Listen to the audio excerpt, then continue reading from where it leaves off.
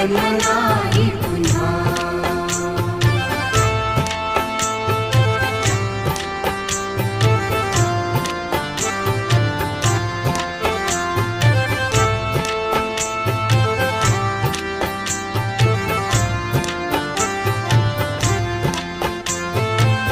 हा जन्म आहे सद्गुरु कृपेचा, हा जन्म आहे सद्गुरु कृपेचा, हा जन्म आहे सद्गुरु कृपेचा. हरि ओम स्वामी समर्थ म्हणा.